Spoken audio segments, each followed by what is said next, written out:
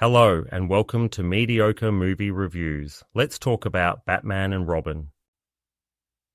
In the 1997 action-packed yet critically panned film Batman and Robin, director Joel Schumacher takes audiences back to Gotham City, where the dynamic duo faces off against a new set of villains. The film stars George Clooney as the Caped Crusader, with Chris O'Donnell returning as his sidekick Robin, and introduces Arnold Schwarzenegger as the cold-hearted Mr. Freeze and Uma Thurman as the seductive Poison Ivy. With a runtime of 125 minutes, this PG-13 rated movie attempts to blend action and science fiction, but ends up leaving fans out in the cold. The plot revolves around Batman and Robin's struggle to maintain their partnership in the face of Poison Ivy's manipulative charms and Mr. Freeze's icy threat to Gotham. The addition of Alicia Silverstone as Batgirl adds another layer to the team, but the film struggles to balance its multiple storylines and characters. Critics have been harsh on Batman and Robin, and for good reason. The film is often described as a visual spectacle that lacks substance. Schumacher's Gotham is a neon-lit, over-the-top caricature that feels more like a cartoon than a city plagued by crime and darkness. The film's attempt to pay homage to the campy 60s Batman TV series falls flat, as it fails to capture the charm and wit that made the show a classic.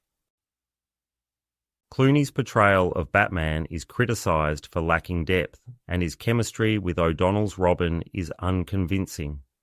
The tension between the heroes, meant to be a central theme, feels forced and superficial. Schwarzenegger's Mr. Freeze is a pun-spouting caricature, and while his backstory has potential, it's lost in a sea of one-liners and a lackluster performance. Thurman's Poison Ivy is visually striking but ultimately forgettable, as her character's motivations are as thin as the plot itself. The action sequences, which should be the film's saving grace, are instead a jumbled mess. The choreography is clumsy, and the overuse of one-liners during fight scenes detracts from any sense of danger or excitement. The introduction of Batgirl is mishandled, with Silverstone's character lacking development and her sudden proficiency as a crime fighter feeling implausible. The script by Akiva Goldsman is a major culprit in the film's downfall. It's riddled with cringe-worthy dialogue and a lack of character development that leaves the star-studded cast with little to work with. The film's pacing is erratic, with the story becoming repetitive and tedious as it progresses. Despite its high production values and the promise of a thrilling superhero adventure, Batman and Robin is a prime example of style over substance. It's a film that tries to dazzle with its visuals, but ends up numbing its audience with its hollow execution. The movie's failure to engage on an emotional level or provide a coherent narrative makes it a disappointing entry in the Batman franchise. In conclusion, Batman and Robin is a film that had the potential to be a fun, action-packed summer blockbuster, but instead is remembered as a cautionary tale of how not to handle a beloved superhero property.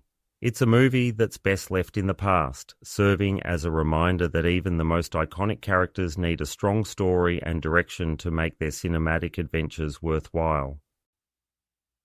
So, that's my review of Batman and Robin, and I'm giving it 1.5 stars out of a maximum of 5 stars. Thanks for listening.